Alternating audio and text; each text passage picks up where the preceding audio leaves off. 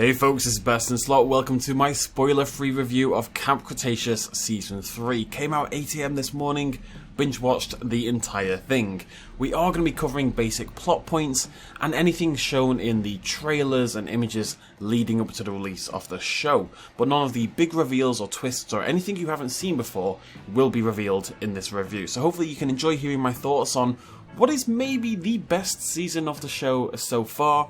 Reminder, if you've avoided all information on Camp Cretaceous Season 3, there will be spoilers ahead a little bit. And I'm just going to loop the trailer in the background because the trailer for Season 3, because I don't want to put any spoiler images here either as well. I really want to keep them as light as possible.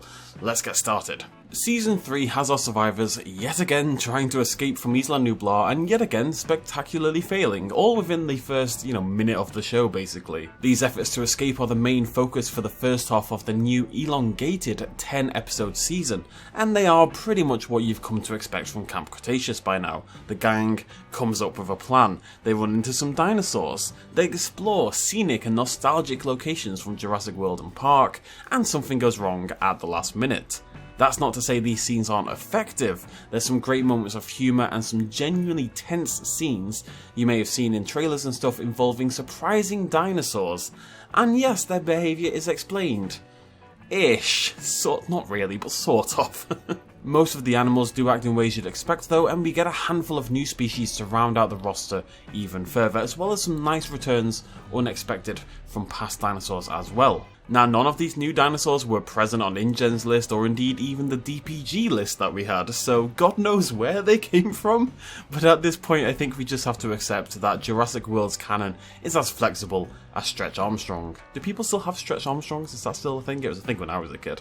In this first half of the season in particular, though, the nostalgia and the callbacks and the references are handled really, really well. With one location in particular, again, that you've seen in trailers, being very, very painfully evocative, I would say.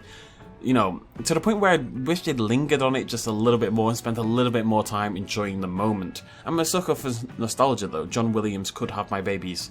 Somehow, in particular, there's a brief reference to the original Jurassic Park novel. I wouldn't call it a deep cut, but it's a nice little reference that I really appreciated. Clearly, at least somebody in the crew, given we had a Jurassic Park novel reference for the compies last season, clearly somebody out there has been an avid reader of the books. Similarly, characterization is handled really well early on. Everyone is kind of still getting on and is recognisably themselves, but these kids have spent so long trapped together in close confinement, and that means some frays are beginning to appear within the group fabric, and there's some sniping and some jabs that kind of reflect it. Now, these issues are largely, as you would expect, ironed out by the end of the season. All but one, which I will not spoil here, but safe to say is a surprisingly powerful and effective moment between these two characters, and it should have repercussions for future seasons. Now, I will say I did feel this characterization did weaken a little bit as the season progressed, because everyone has to keep having revelations and character growth, but then they have to reset back a little bit, otherwise there's nowhere else for them to go in the future. If your characters grow all the time, then eventually there's nowhere else to go. You see it in comedies a lot, where people have to revert to their basal form, and it was the same kind of deal going on here. I would say most of them end up in a different place than where they started though, it's just I wish the ride could have been a little bit smoother to get us there. But generally speaking, much stronger characterization than say Season 2.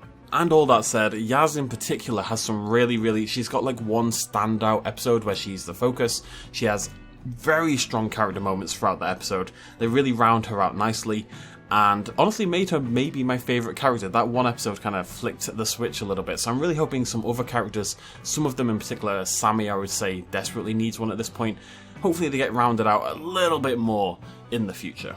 Now, around halfway through the show, it flips in tone rather dramatically. It becomes basically a straight-up horror. It's actually very similar to Fallen Kingdom in a way. It starts off with the bright shiny island and dreams of escape, and then the introduction of a hybrid, this time E750 rather than Indoraptor, throws a huge wrench into everything. The latter half of the season is doused in darkness and rain. It's pretty cool as someone who loves the dark and the rain. But let's talk E750, i.e. the Scorpius Rex. Now, if you've seen the trailer, you've seen its proper introduction. The nighttime attack on the camp is really well realised, rife with tension and horror, and the show actually does a pretty damn good job convincing you that these campers are in genuine danger, that some of them may not make it off the island alive. Honestly, I'd be surprised if all of this latter half of the season is appropriate for especially younger kids. It was definitely more Fallen Kingdom than the tone of Season 2. I digress, kids should, watch it anyway, you'll be fine. E750's backstory is explained and it's perfectly adequate, although unsurprising, but it does serve as a nice segue for more character introductions later on in the season, and that character introduction segues into something else, which is a really cool related scene that ties in with Jurassic World Fallen Kingdom that I think people will get a big kick out of. I thought it was one of the coolest moments of the entire season. That said, as much as it had many cool scenes and the introduction was fantastic, E750 itself, I don't know. I'm undecided. Until this moment we'd only had glimpses of its design, and whilst it doesn't differ too much in reality, let's just say it's much more effective at nighttime than it is during the day, and you see it a lot during the day. Under the full blaze of the sun, the more bizarre characteristics of the creature become more ridiculous and horrifying. Now don't get me wrong, they are explained in universe, the design is explained fully, and it does make sense. I just think it pushes it a little bit too weird, and it kind of became bizarre rather than spooky. For me personally. For me, then, it isn't about to go down in the annals of like the great creature design in this franchise, but I will say you don't need to worry about the other dinosaurs that get added or return, all of which are beautifully designed and beautifully animated as par the course for Camp Cretaceous, which also has fantastic environments, and as per usual the characters, the humans, kind of look plopped in from something entirely different, but it's all beautifully well made, as it always is. Their attempts to survive E750 and discover its origins and all that kind of carries most of the majority of the second half of the season.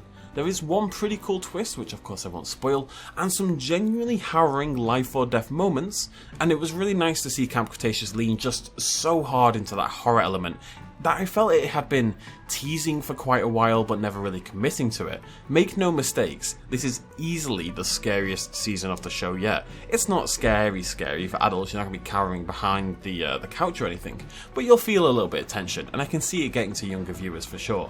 Whilst all this E750 Spooky Madness is going on, which is my new band name by the way, E750 Spooky Madness, the show does suffer a little bit from a lack of a secondary antagonist.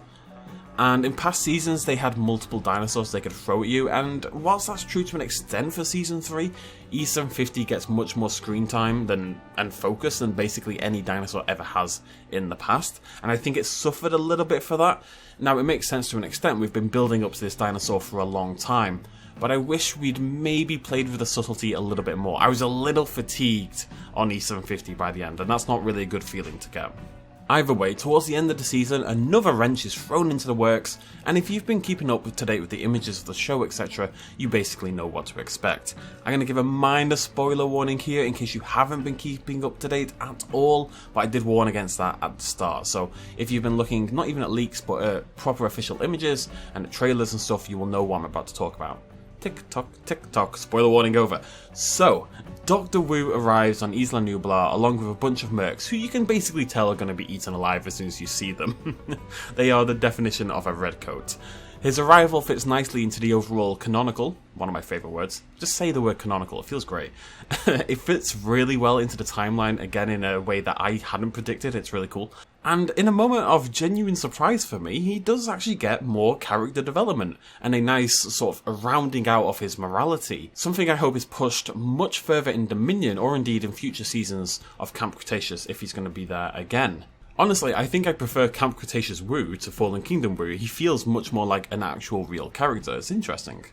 And pretty indicative of what the show does really well, surprisingly, and that is its characters. It's not something I ever expect for a Jurassic World property, but the kids are all great characters to spend time with, and even the antagonists or secondary antagonists that come in become moderately well-rounded. That does bring up, however, because it is very strongly linked, one of the weirdest and actually biggest disappointments of the entire season for me, and that's Manticore, because Manticore are nowhere to be seen. It's incredibly odd given how much time we've spent building them up for several seasons now, but other than a single brief mention by Sammy, which isn't really even about Manticore, they're never brought up again. There's references to how Wu is working for Mills from Fallen Kingdom, which was appreciated and pretty cool, but that's an entirely different organisation, they aren't linked. It really felt like this was the season where the storyline was going to come to a head with Manticore, and it's just not there. They're like a ghost. There's a brief scene with like the drones come back again, but then they're gone and nothing happens. It's all a bit weird. They are a ghost, like Alan's Dream Raptor. Alan.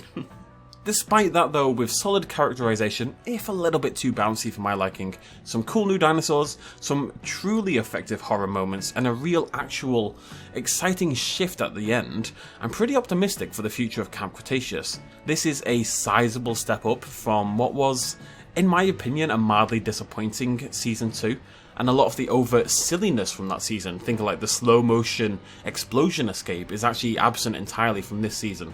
Now maybe some people will be disappointed by that, but for me that makes the show much better placed to be enjoyed by both adults and also still the younger viewers. Overall, it's definitely at least as good as Season 1, and all told, maybe even better, and the show is clearly hinting at a Season 4 by the end. I believe there are actually plans for 5 seasons in total, with the last one leading right up to the release of Jurassic World Dominion. Funny thing is, I may be more excited for more Camp Cretaceous than I am for Dominion itself, which I never would have expected. They've done a fantastic job, they really have.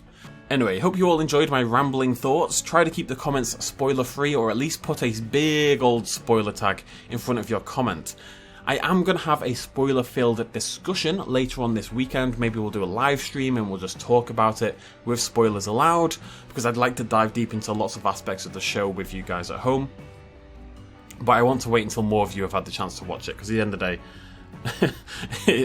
realistically, you could have finished it at a max like an hour ago. That's not really quick enough. So, watch it over the weekend and we'll talk about it later on this week. Until then, I do have some topics planned. I've got another video for tonight that I want to create. And if you want to stick around for more Camp Cretaceous and general Jurassic Park, dinosaur-y sort of stuff, this is the place to be. Hit that subscribe button, ring-a-ding my little bell. Let's not say that sentence again. Thank you so much for joining me though, ladies and gentlemen. I will see you lovely folks next time. Cheers, much love as always. Bye-bye.